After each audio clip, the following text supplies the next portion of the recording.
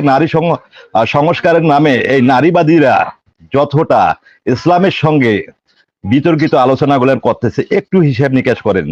আমরা এখানে বিগত যুগের পর যুগ, শতাব্দীর পর শতাব্দী বসবাস করতেছি। এই ইসলামের এই পারিবারিক আইনগুলো নিয়ে কখনোই কিছু কথা বলা হয়নি, এর সীমা লঙ্ঘন করা হয়নি। আজকে এই সময়ে তারা এমন কিছু আইন, ইসলামের সাথে সাংঘর্ষিক আইনগুলো, সেগুলানকে রাষ্ট্রের সামনে উপস্থাপন করতে যাচ্ছে। এবং মারুফ স্যার, আসসালামু আলাইকুম। একই বিষয়ের মামলা দুই রকম রায় আমরা শুনতে পেলাম। বিএনপি কে জিতে দিল, আর শাহজাহান স্যার মনাইকে মামলাটা নাকচ করে দিল। তাহলে কোর্ট কি এখানে বৈষম্যের শিকার হয় নাই? মানুষ যদি কোর্টের মধ্যে যদি সঠিক বিচার না পায়, তাহলে মানুষরা আস্তে কোথায় যাবে? আর আপনারা এটা বলছেন যে পশ্চিমারা চায় না যে দাড়ি টুপিওয়ালা বা ইসলামী লেবাসদারি কোনো লোককে যাতে কোনো ক্ষমতা না দেওয়া হয়। তাহলে আওয়ামী লীগের সময় তো বহির্বিশ্ব বাংলাদেশকে উপর প্রভাব বিস্তার করেছে। তাহলে আওয়ামী লীগ ক্ষমতা থাকলে কি, বিএনপি ক্ষমতা থাকলে কি, বা ডক্টর ইউনূস ক্ষমতা থাকলে কি, জনগণের কি লাভ? জনগণ এখানে কি সুফল পাবে? যে সবাই যদি এইভাবে বাংলাদেশকে যদি নিয়ন্ত্রণ করে, তাহলে জনগণের কি লাভ হবে? আর বর্তমান যে প্রশাসন আছে, এরা অনেক ক্ষেত্রে বৈষম্য করে, অনেক ক্ষেত্রে দেখা যায় আওয়ামী লীগের পারপাস বা বিভিন্ন ভিত্তি করে। তাহলে বিএনপি প্রশাসনের বিষয়ে কথা না বলে শুধু নির্বাচন করে। এখন এই প্রশাসনের অধীনে কি সঠিক নির্বাচন হবে বলে আপনি মনে করেন? আর যদি সঠিক নির্বাচন না হয়, তাহলে এই নির্বাচন খেলা করে কি লাভ, বা জনগণের বা কি লাভ হবে আপনি মনে করেন? ধন্যবাদ। জি, ধন্যবাদ। ধন্যবাদ জনাব মনির। ইব্রাহিম। আসসালামু আলাইকুম ওয়া রাহমাতুল্লাহি ওয়া বারাকাতুহু। আনমিউট করা আছে, আনমিউট। এখন আমার ক্যাপ্টেন রাজু স্যারের কাছে জানার ইচ্ছা, বিগত 17 বছরে আমরা যা দেখছি, সবাই দেখছে, বাংলাদেশের জনগণ নির্বাচন কিভাবে কি হয়েছে। এরপরে 5ই আগস্ট দ্বিতীয় স্বাধীনতা হয়েছে। 5ই আগস্টের পরে রাজু স্যারের দৃষ্টি আকর্ষণ করছি, 5ই আগস্টের পরে হাসিনার রেখে যাওয়া কোনো কার্যক্রম চালু থাকা কি জরুরি, না এটা স্থগিত করা দরকার?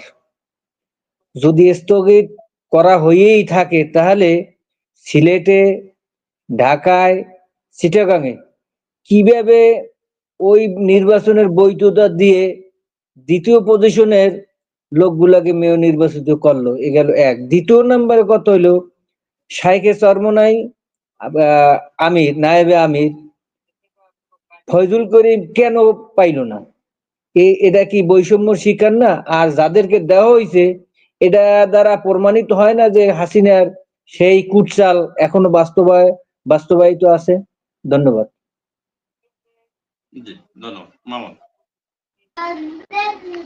বিসমিল্লাহির রহমানির রহিম। সম্মানিত উপস্থিতি, আসসালামু আলাইকুম। মনির ভাই, আপনাকে অসংখ্য ধন্যবাদ। মারুফ স্যারকে আবারও সালাম জানিয়ে শুরু করছি। আজকে ইব্রাহিম ভাই, আপনি তো একজন দর্শক মানুষ, মাঝে মাঝে একটু হিসেব নিকাশ করবেন। আমরা যতটা স্বাধীনতা ভোগ করবার কথা, এই গণতন্ত্রের একটা তো কনসেপ্ট আছে। সে কনসেপ্ট হচ্ছে মানুষের মতামতকে রায় হিসেবে মেনে নেওয়া, সংখ্যাগরিষ্ঠের মতামতকে, আর সংখ্যালঘুর মতামতকে শ্রদ্ধা করা। এটা একটা গণতন্ত্রের কনসেপ্ট। আমরা এই কনসেপ্টে বিশ্বাস করি, কিন্তু এই কনসেপ্টটা জনগণের মাঝে আসলে তো আসার তো সুযোগই দিচ্ছি না, যারাই আসে তারাই সুযোগ দিচ্ছি না। যাই হোক, মারুফ স্যার, আমরা একটা কঠিন বেড়াজালে আবার ফেসে গেছি। অচিরেই বাংলাদেশে দেখবেন যে দুটা বৃহৎ দল, যেটা আওয়ামী লীগ আর বিএনপি, একত্রে হচ্ছে, আর ইসলামী দলকে আবার এক পাশে ফেলে দেবে। কারণ যারা আজকে রাষ্ট্রের কাঠামোগত জায়গাগুলো নিয়ে বসে আছে, এই লোকগুলো ইসলামকে তেমন একটা পছন্দ করে না। যার কারণে আবার দেখবেন যে এদের আলোচনা বা বিশ্লেষণটা এমন ভাবে জনসম্মুখে উপস্থাপন করা হচ্ছে যে এরাই ঠিক, আর ইসলামী দলগুলো যারা নীতি নৈতিকতার উপর ভর করে চলতেছে, যারা আজকে সবচেয়ে বেশি শিক্ষিত আমার কাছে মনে হচ্ছে, যারা রাষ্ট্রের সকল কাঠামোগত জায়গায় অবস্থান করলে দেশটা স্বচ্ছ, পবিত্র আর পরিচ্ছন্ন হইতো, এদেরকে আবার ঠেলে দেওয়া হচ্ছে। আজকে নারী সংস্কারের নামে এই নারীবাদীরা যতটা ইসলামের সঙ্গে বিতর্কিত আলোচনাগুলো করতেছে, একটু হিসাব নিকাশ করেন। আমরা এখানে বিগত যুগের পর যুগ, শতাব্দীর পর শতাব্দী বসবাস করতেছি। এই ইসলামের এই পারিবারিক আইনগুলো নিয়ে কখনোই কিছু কথা বলা হয়নি, এর সীমা লঙ্ঘন করা হয়নি। আজকে এই সময়ে তারা এমন কিছু আইন ইসলামের সাথে সাংঘর্ষিক আইনগুলো সেগুলানকে রাষ্ট্রের সামনে উপস্থাপন করতে যাচ্ছে, আর রাষ্ট্র সেটাকে কলা কৌশলে এবং বড় বড় রাজনীতিবিদরা এটাকে সমর্থন জানাচ্ছে নারী অধিকারের নামে। আমাদের কি নারীরা অধিকার পাচ্ছে না? যথেষ্ট অধিকার পাচ্ছে। ইসলামের চেয়ে কি অন্য কোনো মানব রচিত দল এই নারীদের বেশি অধিকার দিতে পারবে? যাই হোক, এটা বলতেছি না। আজকে পেহেলগ্রামে যে আক্রমণটা হইলো, ভাগ্যিস আমাদের বাংলাদেশের একটা সৌভাগ্য ছিল, যদি এই আক্রমণের কথা ইন্ডিয়া আমাদের উপর চাপাই দিতেই পারতো, তো তাদের যা নাটক ছিল আমাদের অবস্থাটা কেমন হতো। যাই হোক, এটা থেকে আমরা অনেকটা দূরে আছি। কিন্তু আমার কথা হচ্ছে, জি মারুফ স্যার, আপনি কি মনে করেন এটা ইন্ডিয়া চাপাই অলরেডি দিতে পারেনি? শুরু করে। চাপাই দিতে পারতো, সেই সামর্থ্য ছিল, কেন যিনি পারে নাই, হয়তো পাকিস্তানের উপর দিয়েছে। মারুফ স্যার, আপনার কাছে আমার একটা প্রশ্ন। বিষয়ের মধ্যে থাকেন আপনি। পেহেলগাম পর্যন্ত চলে গেছেন, একটু বিষয়ের ভিতরে থাকেন। হ্যাঁ, ঠিক আছে ভাই, ধন্যবাদ ভাই। তা আমাদের কাছে হচ্ছে আমাদের দেশের স্বাধীনতা, সার্বভৌমত্ব, আল্লাহ সুবহান তাআলা আমাদের এই স্বাধীনতাকে রক্ষা করবার তৌফিক দান করুন। কারণ এই রাজনৈতিক দলগুলো তাদের ক্ষমতা লোভের কারণে তারা বুঝতে পারছে না তারা কোথায় চলে যাচ্ছে। আমরা একটা স্বয়ংসম্পূর্ণ দেশ হতে পারতাম যদি রাজনৈতিক বৈষম্য না থাকতো। আজকে আমাদের সেনারা বড় বড় অস্ত্র বানাইতে পারতো, যেমনটা করতে পেরেছেন ইরান। আমরা সেই সক্ষমতার দিকে যেতে পারিনি। আল্লাহ সুবহান তাআলা আমাদের প্রত্যেককে জ্ঞানের একটা তৌফিক দান করুন। এই বলে আপনার কাছে কিছু উত্তর চাচ্ছি। ধন্যবাদ স্যার। জি, ধন্যবাদ আপনাকে। ধন্যবাদ। সাইদ তারেক। আসসালামু আলাইকুম। আসসালামু আলাইকুম, কথা শোনা যায়? জি, বলেন। জি, শুনতে পাচ্ছি, বলেন। বিষয়টা হচ্ছে মুফতি ফজল করিমকে, উনি কি আসলে বৈষম্যের শিকার কিনা, এবং ইউনূস সরকারের সংস্কারের জন্য ইউরোপীয় ইউনিয়নের পক্ষ থেকে যে কথাগুলো বলা হয়েছে সেটা আসলে যৌক্তিকতা।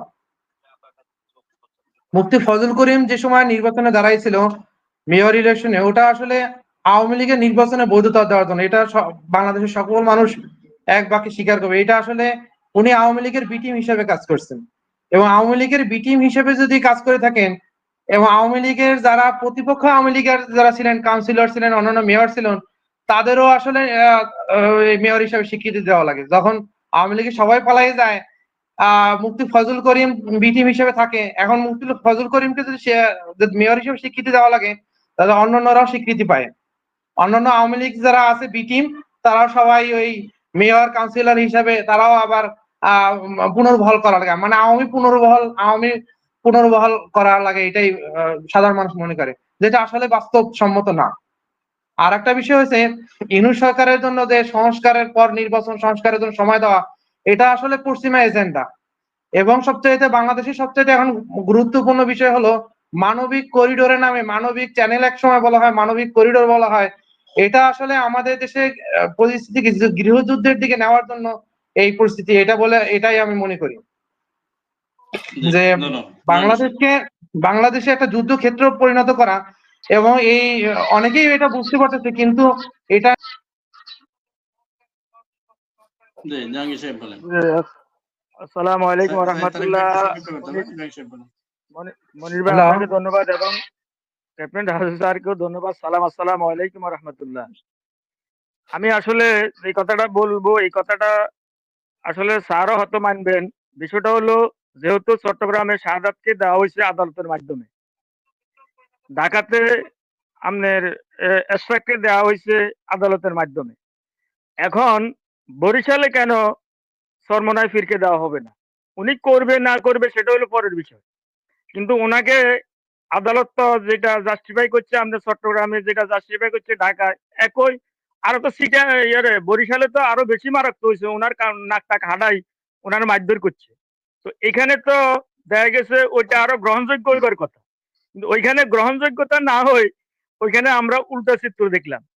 এখন আমরা মনে করি যে এখনো তো মনে হয় বাংলাদেশের ভিতরে হাসিনার দোসরেরা এখনো বসে আছে। এই বসার কারণে আজকে আমাদের ডক্টর ইউনূসকে নিয়ে সমালোচনা, বিভিন্ন আদালতকে নিয়ে সমালোচনা, বিভিন্ন মন্ত্রণালয় নিয়ে সমালোচনা।